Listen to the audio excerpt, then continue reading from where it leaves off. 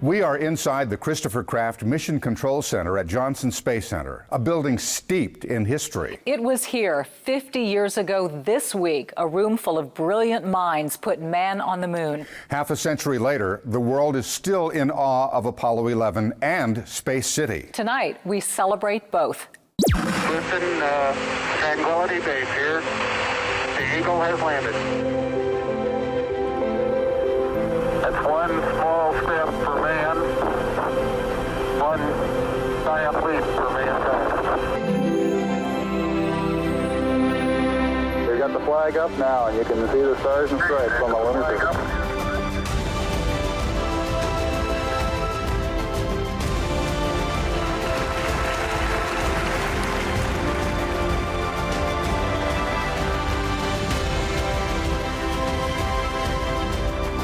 Columbia, this is Houston, reading you loud and clear, over. Yeah, radio loud and clear, how's it going? Lots of smiling faces in this room and all over the world. And we're getting a picture on the TV.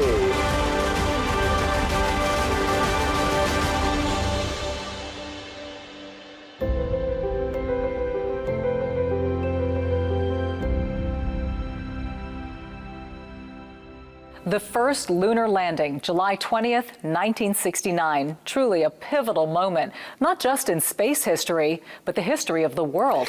And how it happened, what led up to it, is all part of the story, starting with a space race that Americans were desperate to win.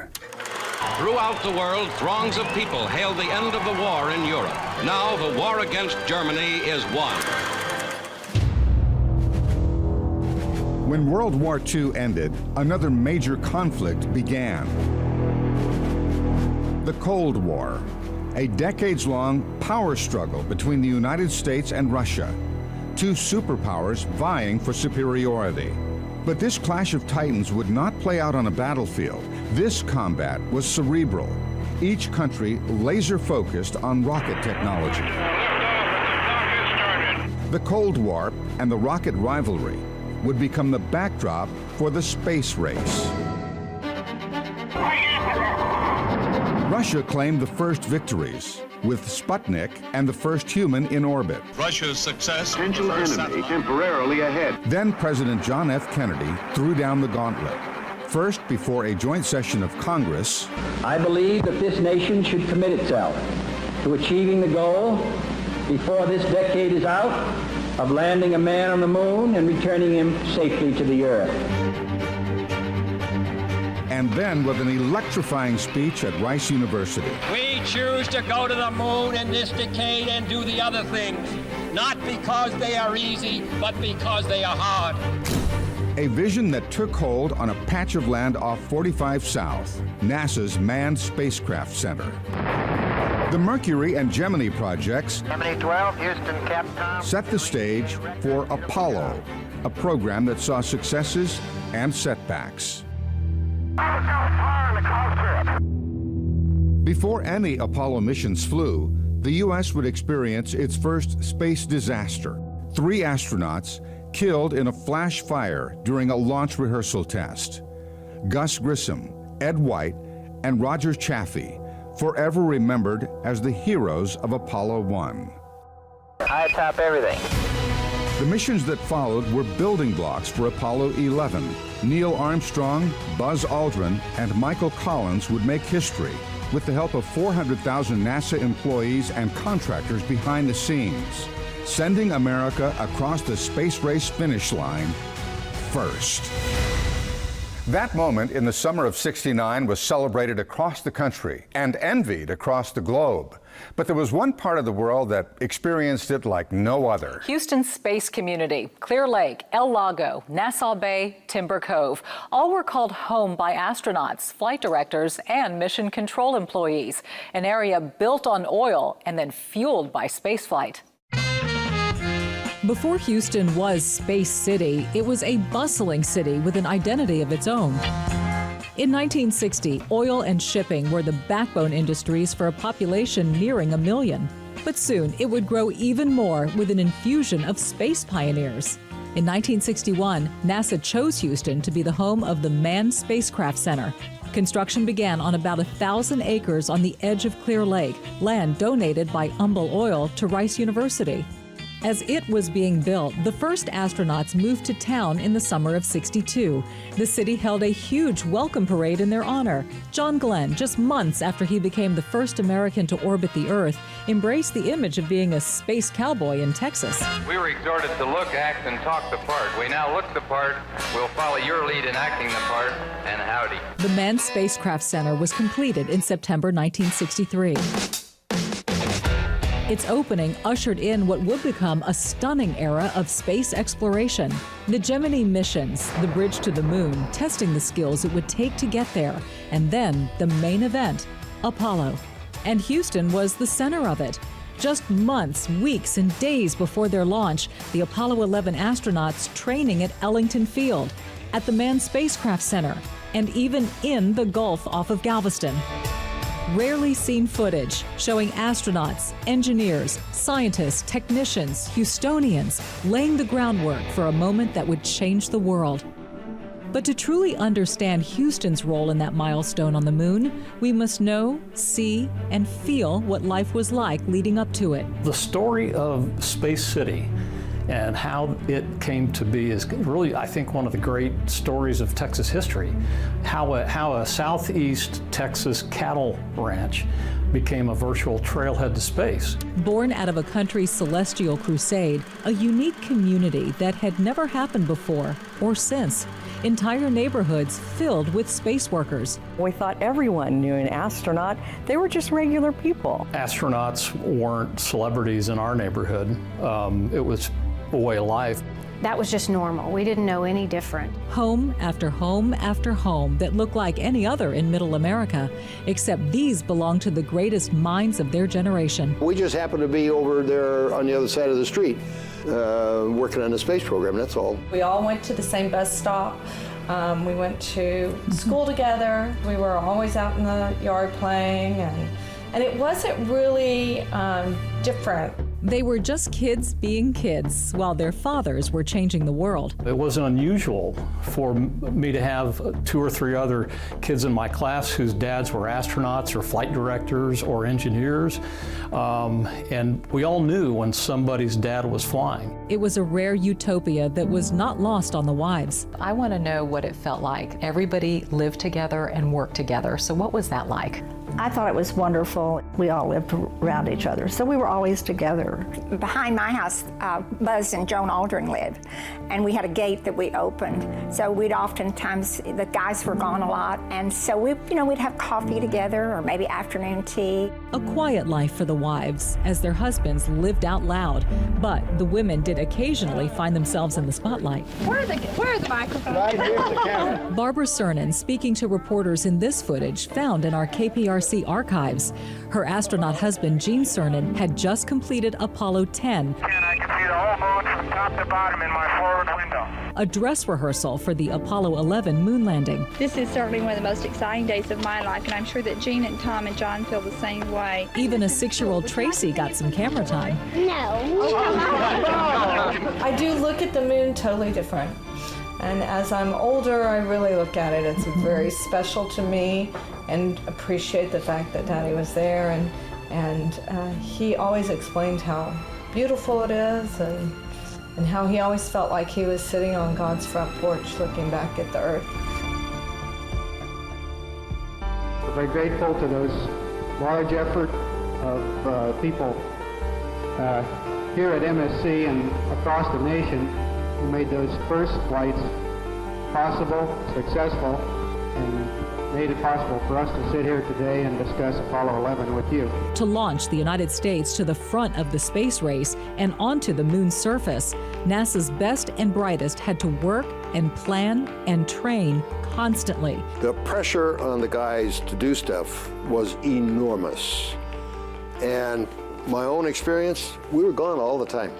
All the time. I'd leave on Sunday night, come back on Friday night. which meant sometimes the wives had to be mothers and fathers. They served as den mothers in Cub Scouts and troop leaders for Girl Scouts. I've heard Barbara Cernan say, you think going to the moon was hard, you should have tried staying home. You learn to do everything. You learn to mow the grass, you learn to pay the bills, keep the house together, do everything. And it wasn't that it was so difficult, it was just, it became part of your life. I didn't resent it at all because I was doing my part.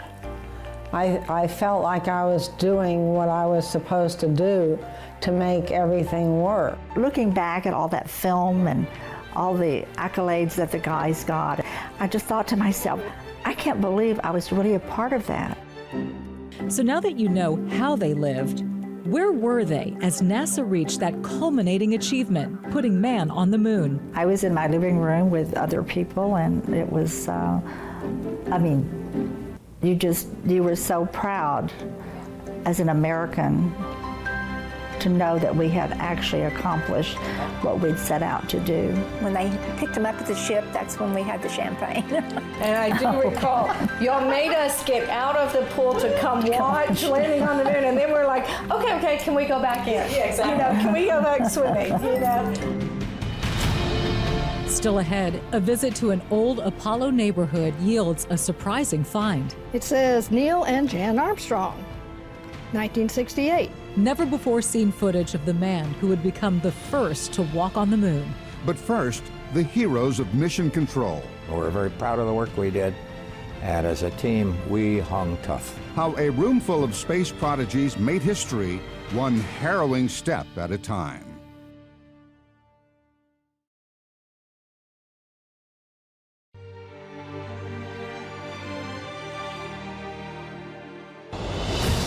As we celebrate Houston's mission to the moon, we are also paying tribute to the astronauts who carried out that historic lunar landing. Neil Armstrong, commander of Apollo 11 and the first human to step foot on the moon, loved flying so much he got his pilot's license before he got his driver's license. A naval aviator, a Korean War veteran, a test pilot, an astronaut, and after NASA, a university professor. But of course, this is what the world will remember most. It's one small step for man, one giant leap for mankind. On the surface of the moon, I could look up and see the planet Earth. And it was very bright and very beautiful. Armstrong died in 2012. He was 82 years old. As part of this 50th anniversary, Apollo Mission Control has undergone a major transformation, fully restored back to the era that changed everything. It was here in this room at those consoles where dozens of people worked around the clock to put man on the moon. 50 years later, several of them sat down with our Roseanne Aragon to talk about their role in space history. Go! Capcom, we're go for landing. Roger, understand. Go for landing. 3,000 feet. You knew that decisions were made in this place. You had a sense of history. Verify that both S-band breakers are in, over. It was a workplace, a home, a sanctuary, where a team of doers made the impossible happen. Capcom, we're stay for T1. Where farm boys, fresh grads, and some who claimed they were just plain lucky made history here in Houston and out of this world. Engine arm off. We copy you down, Eagle. Tranquility Base here. The Eagle has landed. This is Mission Control. I look at it as a leadership laboratory where we take young people in there. Green as grass, fresh out of college. And we turn men and women into controllers. Okay, all flight controllers, gonna go for landing. Retro, go. Fido, go. Guidance, go. Control, go. The young men in skinny ties and pocket protectors with just a few years under their belts found themselves facing the presidential challenge of the decade. Landing a man on the moon and returning him safely to the Earth. At the helm of that landing was none other than Flight Director Gene Kranz, a former aerospace engineer and fighter pilot. My final words to my controllers were, I will stand behind every decision you will make. We came into this room as a team and we will leave as a team. And then one of my controllers went and locked the control room doors, and we would not leave that room and the doors would not be open until we'd either landed, we'd crashed, or we aborted. And only one of those cases was good. We had to land. Following in the footsteps of former flight director Chris Kraft, Kranz's renowned mantra of tough and competent became the team's working creed. How's our margin looking, Bob? Failure was not an option. The managers gave us that responsibility. They trusted us. And when somebody trusts you that much, you're damn sure not going to let them down. Jerry Bostick, a flight dynamics or FIDO controller from rural Mississippi, sat in what was known as the trench, the very frontier, seating the guys who walked with a bit of swagger. They knew their job was to guide the spacecraft. In the retro seat right next to him was Chuck Dietrich. We were all young at the time, and we were smart enough to be scared or think we couldn't do it. Steely-eyed missile man John Aaron, the son of a farmer and minister, was an ECOM controller, monitoring electrical and environmental life support systems. We had a lot of early failures. We blew up a lot of stuff. But we always learned something. A place of discovery, endeared with coffee stains and tar-sooted ceilings. We smoked cigarettes, pipes, cigars in that room right on down the line. But that was the nature of the beast. But the Mission Operation Control Room, or MOCR 2, was just one of several that made up the center. In the Support Services, or SSR room, you found then ECOM trainee Mississippi native Bill Moon, the first Asian American to work in mission control. There's a sense of rivalry amongst the organizations. We were the systems guys. And then you had the trench that were the FIDOs and GUIDOs and retros. I mean, they showed us how to get there. They pointed, looked at the stars and all that. I don't understand all that good stuff. But we kept the vehicles running, and kept the crew alive. That crew was a trio, some of the best and brightest. Commander Neil Armstrong, Lunar Module Pilot Edwin Buzz Aldrin, and Command Module Pilot Michael Collins. Mike Collins was probably the brightest of the three, well-read, had a hell of an education, everything like that. Frank Hughes knew them like family. It was his job. As a simulator instructor, he trained the astronauts how to troubleshoot if things went wrong. Let's face it, they didn't know, we don't know, we all learned together. On July 16, 1969, Hughes would also find himself in mission control, along with Ed Fendel, a controller tasked to support communications with Michael Collins. Years later, Fendel would be known as Captain Video for his camera work with the lunar rover. You just went and did things. Your boss said to do it, you found a way to do it. The right kind of attitude for the right kind of mission. Fendel's colleague Rod Lowe knew they were on the verge of doing something big when he introduced his 6-year-old son to Neil Armstrong. I asked Craig, I said, do you know who that was? He said, no, he didn't have the idea. And I said, we're going to make him first man on the moon.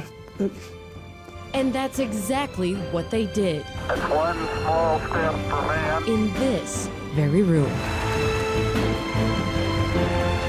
This young team of professionals would begin the mission of a lifetime. No doubt it's going to work. We're going to make it happen.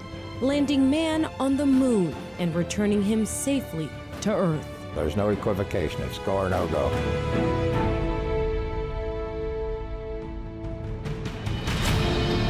Now that you've met the heroes of Mission Control, it's time to go inside the landing that would change history. We know the crew has 2 minutes, and very soon one of my controllers is going to start counting down the seconds of fuel remaining. Nerves of steel in an unnerving situation.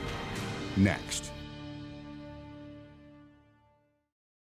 Click2Houston.com is the place to go to explore more stories about the moon landing, like a Webster Church's very important role. He took a chalice and he took a slice of bread. The heavenly inspiration for Buzz Aldrin's lunar communion. That story and much more on click2Houston.com/Apollo.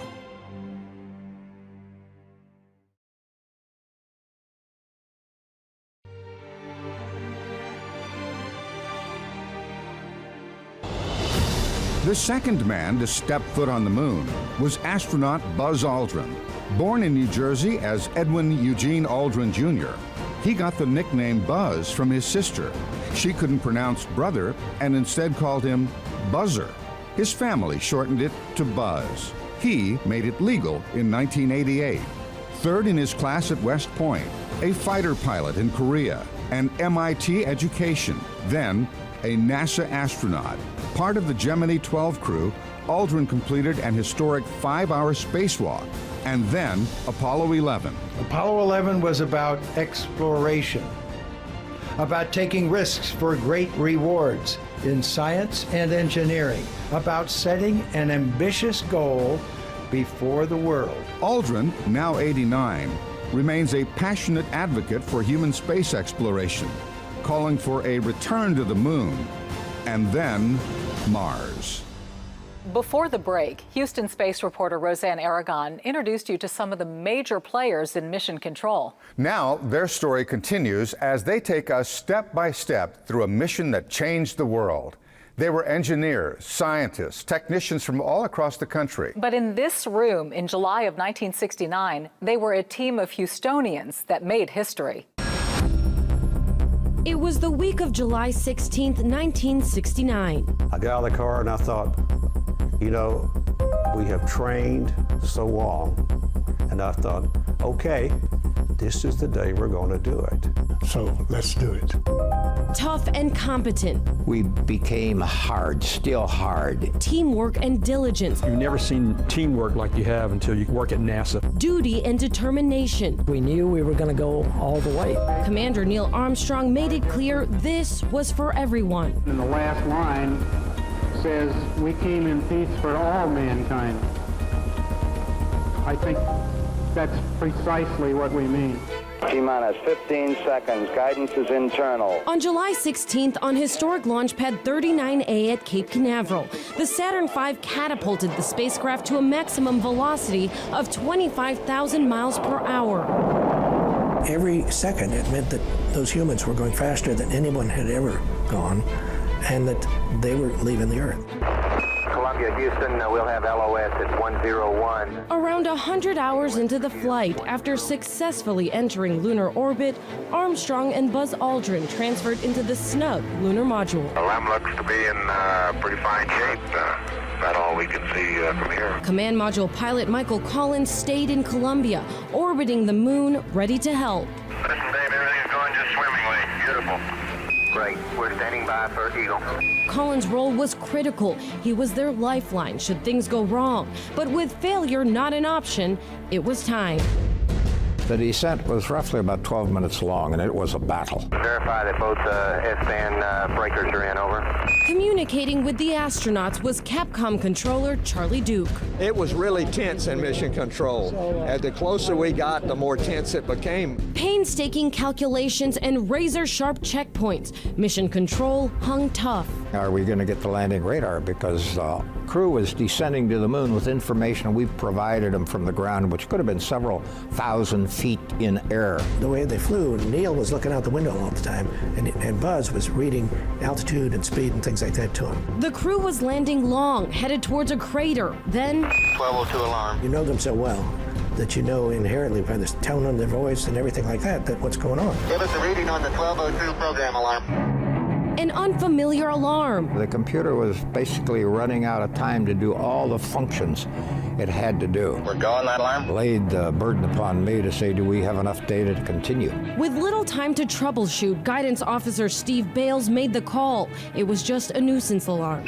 Roger, we got you. We're going, that alarm. But now the crew was running extremely low on fuel. We're moving towards our abort limit, but we'll watch it pretty close. Eagle, Houston, you're a go for landing, over. But then... 1201, roger, 1201. Same type, we're go, flight. Okay, we're go. We're go, same type, we're go. Another nuisance, but the relief was short-lived. They had less than a minute before they ran out of fuel. 60 seconds. Are they going to make it? Are they going to make it? Picking up the 30 seconds. In mission control, we have handles on the television in there. You grab that handle and you're holding on for life.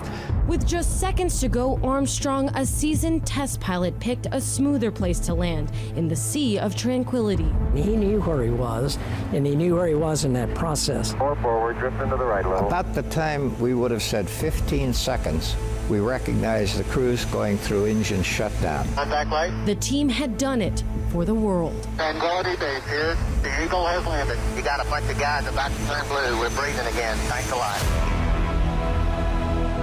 And that was the way I felt. The whole room was that way. People watched from all over the world. Though in Mission Control, a short-lived moment and back to work. Just upstairs in the viewing room, uncontrollable joy. The people in the viewing room were what broke the code. They started stamping and cheering and everything else. All of a sudden, this noise filters into the room, and my controllers start to catch it. Okay, keep the chatter down in this room. This team on Earth helped put the American flag on the moon. It's one small step for man, one giant leap for mankind. At the moment it happened, you had a sense of pride, exhilaration. This certainly has to be the most historic telephone call ever made from the White House. I just can't tell you how proud we all are of what you have done. But the mission wasn't over. Unfortunately, we were so involved in the technical aspects of it that we kind of missed the wow part of it. After 8 days on July 24th, 1969, the Apollo 11 capsule splashed down in the Pacific Ocean. Anytime you get the crew back on Earth, that's successful. And only then did this team truly realize the gravity of what man had done. Walked down the car and cried. It dawned on me what we had done. It lifted the whole country. And 50 years later, In the mornings when I'd go out and to get the paper, I would look up and see the moon and say, by God, we were there. And so yeah, I looked at it differently. This is a very precious time for, I think, everyone in the room, because we'd like to do it over again, only join the rest of the world celebrating the landing.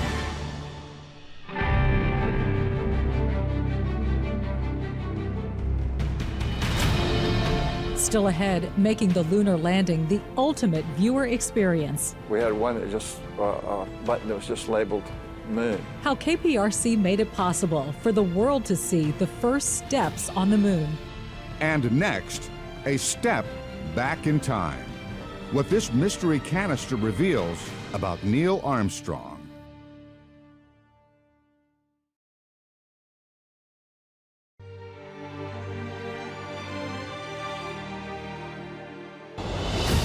As Neil Armstrong and Buzz Aldrin took mankind's first steps on the moon, a third crew member orbited miles above them, Michael Collins, the Apollo 11 command module pilot. Collins was born in Rome, where his father, a career Army officer, was stationed. Collins followed in his father's footsteps to West Point and then the Armed Services. But instead of the Army, his love of flying led him to the Air Force. As an astronaut, he flew to space twice, Gemini 10 and Apollo 11. I wish I could have walked on the moon. Undeniably, I felt that way at the time. Still, I'm sorry I missed that. But I can say with the utmost honesty, I was thrilled to have the place that I had. Each astronaut, Collins, Aldrin, Armstrong, all leaving their own footprint on history. Just like all other Apollo astronauts, Armstrong lived in Houston's space community. The home in El Lago still sits there to this day. When Armstrong wasn't prepping for the mission of a lifetime, he was spending time with his family and his neighbors. And tonight, one of those neighbors is sharing never-before-seen footage with us. Corinne Poole knew the Armstrongs before NASA was even NASA. They first crossed paths at Purdue University in Indiana. We met in college. I was initiated into Alpha Chi Omega sorority, and Jan was 2 years ahead of me, and that's where I met both of them. After college, it would be the Apollo program that would bring them back together. Corinne's husband, Jerry, a Boeing employee, was relocated to Houston's space community in 1967. When we moved from Seattle down here to Texas, the realtor that was showing us homes came into El Lago with us, and they said, by the way, Jan and Neil Armstrong live here. And I said, oh, really? We were sorority sisters. All those years later, they reconnected. We went to their house right down the street here and had dinner with them in the evening and renewed a friendship. And then Jan talked us into buying this house. The Pools were sold on the house and on living the space life. I eventually went to work at NASA, too, in the clinic. I'm a lab technician, and I did all the blood work and stuff on the astronauts. The sorority sisters and their husbands became more than neighbors. They were in each other's lives. We ate at their house, played in the pool. They came here for dinner, sometimes, and that was just, you know, the friendship. A friendship that lives on, not just in her memories. When we first set out to tell this story, we canvassed El Lago to find people who had connections to the Armstrong family. Well, Corrine had connections, and then some. Imagine our surprise when she showed us this 8mm film canister. It says Neil and Jan Armstrong, 1968. Where has this been for the last 50 years? It has been in a metal box with other film casing, canisters, whatever you call these, on a shelf in our closet. And I have no clue where on this reel you'll find Jan and Neil. One of our producers took the film to a processing company to get it transferred to a format that would allow us and Corrine to view it. When we picked it up, never before seen footage of a serious space explorer enjoying himself on a sunny day in Space City. Corrine's reaction? Well, the word glee comes to mind. Who's riding it? Neil. Just a pool party with Neil Armstrong, no big deal. That's me. That's Neil. Corrine pointed out her sorority sister. That's Jan. And the Armstrong children. And that's little Mark. He's gonna do his thing. Armstrong, 1 year before he pulled off one of the most difficult landings in history, getting a tutorial on how to drive a motorized scooter from the kids. He's learning from them how to work it. A joy-filled flashback 50 years to the past, bringing up even more memories, like the time Jan wouldn't eat carbs. Just before he was to fly to the moon, they came over for dinner, and Jan was on a diet because she knew she was going to be in front of the news. She said, "Oh, I can't eat bread." So she just had a plain hamburger, you know, and without the bread. But Neil ate plenty. And I remember one time we were there at their house in the backyard playing in the pool, and he said something about, I don't know how it came up. Jerry asked him what he did that day or something. He said, "Oh, well," he said, "I took the lunar up, but it crashed." We said, "What?" He said, "Yeah, I crashed it." And he was just as calm about it. That was the day that he took that lunar lander up for the first time, and it malfunctioned or something, and he parachuted out of the thing. And he was just like, "Yeah, it crashed." I was like, oh my God. And how did she react when Armstrong made history? It's like, wow, my neighbor's on the moon. I teased him later. We were at their house for a barbecue, and the moon came out, and it was a watermelon, you know, with the shape this way. And I said, "Neil, you're the moon man. How come I've never noticed the moon with the crescent on the bottom like that? It's usually to the side." He said, "I don't know." An estimated 650 million viewers watched the first steps on the moon live, and KPRC played a major role in that. Our station started the pipeline that sent the video and sound into homes across the world. It's a connection that we are proud to have, and we are equally proud of the Channel 2 employees who made it happen. Our Phil Archer spoke with members of the team that made space and television history.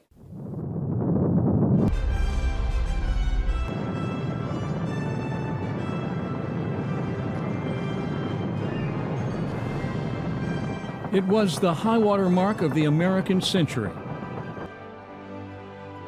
A triumph of American technology and spirit, the culmination of a crusade that began in Houston 7 years earlier. We choose to go to the moon in this decade and do the other things, not because they are easy, but because they are hard. When Neil Armstrong fulfilled that promise, his one small step was broadcast live around the world on television. Beautiful view. Those dark, grainy images sent back to Earth were almost as much of a miracle as the landing itself. Okay, now I think I'll do the same. NASA spent a decade developing the technology to do it. The television signal relayed from the spacecraft's 2 onboard cameras to ground stations in Australia and California, and from there relayed to Houston's Manned Spacecraft Center, where about 60 KPRC technicians working for NASA helped broadcast it to the world. The station's planning was meticulous, right down to crew sheets and camera positions. Preparation for something never seen before in human history. You had to feel it. You had to feel it. You had to know this was something special. Bruce Bryant was a technical director. David Lavelle and Ron Putterman were both working as camera operators. All were in their 20s, all aware they were making history by putting on the most important broadcast of the 20th century. The whole world was looking through my camera. Suddenly realized what you were involved in. Mainly, we felt, or I felt, excitement, more than pressure, and just anticipation, just the feeling that, hey, this is it. At the time, the world and the nation were in turmoil.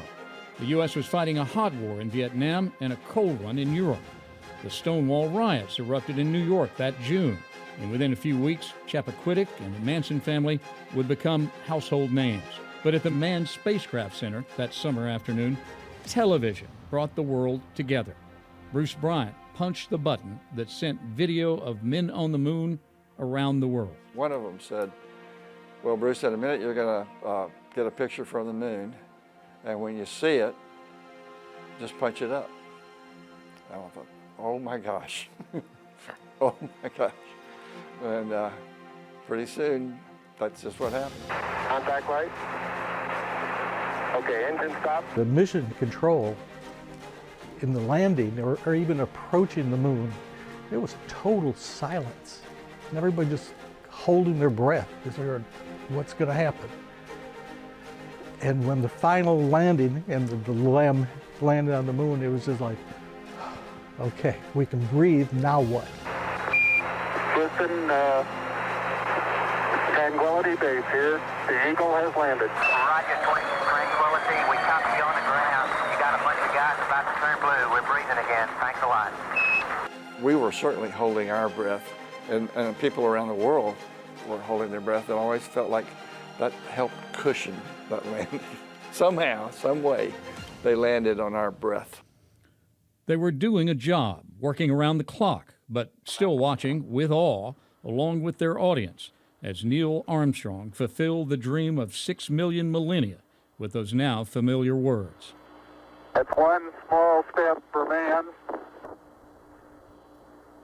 one giant leap for mankind. And you just felt such great relief and joy and pride and all of that stuff, and everybody felt it all at once. The pictures they brought to the world tell the story, but not all of it. To feel the magic of that moment, you had to be there. You did feel a connection with everyone around the world, and I don't think that since that moment, that afternoon in Houston, the world has ever come together again like they did, because everyone wanted them to be successful. Everyone was pulling for them. Still ahead, Houston after splashdown and the Apollo program.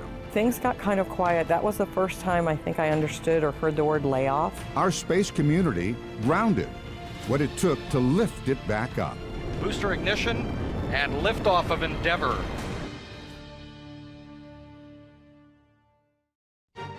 On click2houston.com right now, the moon landing brought a lot of firsts, including a cosmic coup for this local man.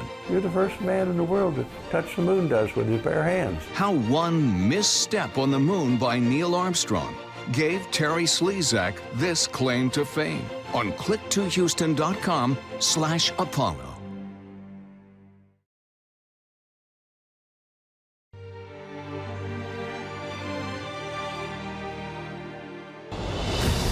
One of the most influential space pioneers never even wore a spacesuit. Christopher Kraft kept his feet firmly on the ground and played an integral role in all things spaceflight. From the Mercury and Gemini missions that first sent Americans into space, to the Apollo missions that landed them on the moon, Kraft was a visionary, the nucleus of NASA.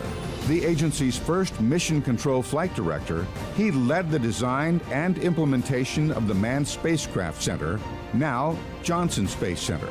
He later became director of JSC. At age 95, he still lives in Clear Lake, proud of his role in space history. I was privileged to be in that position. Very privileged. I mean, who the hell was going to be flight director on the first space flight of First 7, actually more than that, 15 or so flights. I'm proud to carry the torch. We have now moved to a different area of the Christopher Kraft Mission Control Center. This one is staffed 24 hours a day. Those workers are in charge of all actions of the International Space Station. It's just one example of how the work here at Johnson Space Center never stopped. Our Keith Garvin now with what Houston was like after splashdown. July 24th, 1969. Neil Armstrong, Buzz Aldrin, and Michael Collins returned to Earth with a splash heard round the world. America's heroes were back. And while NASA continued with a regimented post-lunar landing protocol, the Apollo 11 astronauts got a taste of their stardom, which included some high-profile visits while they were in quarantine. Neil, Buzz, and Mike, I want you to know that I think I'm the luckiest man in the world. And I say this not only because I have the honor to be President of the United States, but particularly because I have the privilege of speaking for so many and welcoming you back. The world was over the moon, hungry for details about the first lunar landing. But while they were basking in the post-flight fame, all engines running, commit, liftoff. The space agency, Houstonians, got right back to business. We landed on the moon on Apollo 11, but the program didn't end there. We were to land again 5 more times. This is really a rock and roll ride, isn't it? 10 more men would feel the lunar surface under their feet, but in 1972, the program was canceled. Apollo 17 would be its last. A devastating blow to many Houston families, including astronaut Gerald Kars. He was slated to be the lunar module pilot for Apollo 19. I think there was a lot of disbelief because there was so much more we could do. And there was so much more that we'd planned to do. It was really hard after the Apollo program ended. Things got kind of quiet. That was the first time I think I understood or heard the word layoff. But manned space flights would continue with Skylab, NASA's first space station, basically a science lab in space. Skylab was really focused on trying to understand the long-term effects of zero gravity on the human body. So it was a program that had a number of life science experiments. Alan went on to fly on Skylab in 1973. He often said to me, you know, Skylab was harder than going to the moon because every day we had an experiment. On his particular flight, it was the study of man's body, how it reacted to space. Skylab would be Kars' chance to go to space and make his family proud. Well, I was 15 years old when my dad flew on Skylab 4, and I was old enough to really understand what was going on. And I was in high school at the time, and just, you know, really am grateful that I was of an age when he flew that I could really understand and appreciate, follow along, and be part of it. That would be the final manned trip to Skylab. We've gone for main engine start. We have. Next came the shuttle, a majestic era of spaceflight that would last 30 years. I can remember sitting on my living room floor in Austin, Texas as a senior at UT, watching the space shuttle, STS-1, landing on a runway. And it was the most amazing thing I'd ever seen. I was like, wow, things have really changed. The space shuttle was a great vehicle, a very flexible vehicle, and it gave us the capability to do construction in Earth orbit. And with the space shuttle, we were actually able to build the International Space Station. The shuttle program would get people excited about space again, but it introduced a new generation to the heartbreak a space disaster could bring. This is Mission Control Houston. We have no additional word at this time. Nancy and I are pained to the core by the tragedy of the Shuttle Challenger. We know we share this pain with all of the people of our country. That was the first time that I had any fear, because all of a sudden I put myself in the kids of those guys that flew, because I would have been the same age as they had, that if something had happened to Dad on that flight, and I thought, what a horrible feeling. And that was actually the first time ever that I had ever any fear that something might happen and he might not come back. It would be more than 2 years before another shuttle mission, but when it was back, it was back. 5, 4, flying dozens of missions from the late 80s to the early 2000s. Until another space catastrophe. Columbia. Just 16 minutes before landing in Florida, the spaceship broke up in the skies over Texas. It sent charred shuttle pieces raining down over Nacogdoches and other parts of East Texas. But the shuttle program would continue into the next decade until July of 2011. And liftoff, the final liftoff of Atlantis. A nighttime landing closing this chapter. Having fired the imagination of a generation, a ship like no other, its place in history secured, the space shuttle pulls into port for the last time. With the termination of the shuttle program came the end of manned spaceflight launches from American soil. Astronauts now leave Earth with cosmonauts aboard the Soyuz launched from Kazakhstan. But future U.S. launches are in reach, so stay tuned. Still ahead, the future of space exploration, The purpose of the space program is to find another place to live. where the space pioneers of the past think we should go next.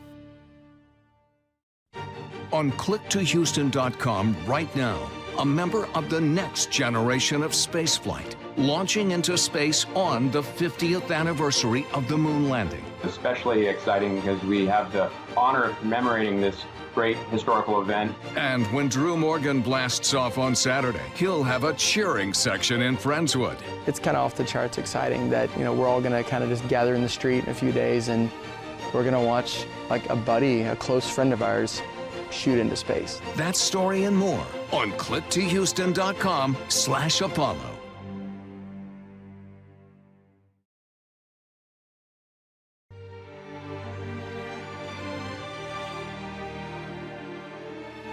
We've moved again. NASA now allowing us on the floor of what's called the White Flight Control Room. This will serve as mission control for future space flights. America's return to the moon and then Mars will be orchestrated from this very room. Our Christine Noel has a look ahead to the future of spaceflight. I am inside Building 9 in the Space Vehicle Mock-Up Facility, and this is a mock-up of the Orion space capsule. It is built to take humans farther than they've ever been before. 3, 2, 1, ignition. NASA is getting back in the manned spaceflight game. A return to the moon on the Orion will fall under the Artemis program. A fitting name. In Greek mythology, Artemis was the twin sister of Apollo. A lot has to happen first, but NASA's goal is to send Americans back to the moon by 2024. I wish Daddy was here to see that. He never wanted to be known as the last man on the moon. I really hope Artemis is successful and we land on the moon. We have to go back to the moon. I think it's really important that this generation, my generation, and the generation after understand what's required. There's so many things we still need to learn. There's so many things that we can do on the moon. The next generation of spaceflight is game for it. Astronaut Jessica Meir heads to the ISS in September, but the moon is on her bucket list. I find it hard to believe that there's anyone in our office right now that would turn down a trip to the moon. I know for me that would really be the ultimate. Many of the space pioneers we talk to say when we return to the moon, this time we should stay a while. I think the first thing we need to do is figure out how to live on the moon, and then we'll know how to live on another planet somewhere else. So I think you learn a lot like that. Just like we learned how to get into space with Mercury, and then Gemini, and then Apollo. Well, we need to learn how to live somewhere else and then figure out how to get to Mars. The purpose of the space program is to find another place to live. Someday we can't live here. The sun's going to burn up someday, so we're going to have to go somewhere else. The moon may be next, but NASA also has its sights on deep space, and so does Apollo 11 astronaut Michael Collins. Where do you think we ought to go next? Mars. Mars, no question. I like that. Yes. Can you get it? Put on a T-shirt? I like that, yes. And it's not just countries running this 21st century space race. Companies are too. SpaceX and Boeing both playing a big role in NASA's short-term space goals, including sending astronauts to the International Space Station with U.S. launches, wait for it, within a year. We would now start flying eventually, very soon, out of Florida. We're going to have vehicles that are going to be built, what we call the Commercial Crew Program. They've been competing to build those vehicles. I hope NASA continues to lead the way and brings along all the international partners and the companies that need to help them be successful. Meanwhile, Blue Origin and Virgin Galactic are running a race of their own. And the winner could be you. They're working to give space tourists the suborbital trip of a lifetime. Both companies hoping to begin their commercial expeditions within a year's time. It's an exciting time, and I didn't know if I would see it in my career time. We're getting close. How cool is that? Wherever we go next, back to the moon, Mars, or even beyond, it was the space pioneers of the past who laid the groundwork. The trailblazers of Mercury, Gemini, and Apollo. And that is why this anniversary, 50 years since the moon landing, is so important to celebrate. We are Space City, and we are all part of this incredible moment in space history. Thank you for joining us for this tribute to Houston's mission to the moon. Good night. We've celebrated this every year since the time we first landed on the moon, but it doesn't seem that it's the 50th year. Pride. At the moment that they put the touchdown, got off, got out, and put the flag up, all those were moments of pride. The final descent to the lunar surface was, for me, the highlight of flight. One small step for man, one giant leap for mankind. I think there are very few people who really understand how dangerous it was. And Neil had to do it manually. Absolutely amazing. He was the right guy. Strange reaction, like I've never seen that thing before in my life. And then I suddenly realized, oh, wait a minute, I once was up there. Looked up and saw that crescent moon hanging in the sky. It was like, this is not a simulation. We're really there. The voyage of Apollo still seemed incredible. It is something special. I mean, there's only been 12 people that's been there.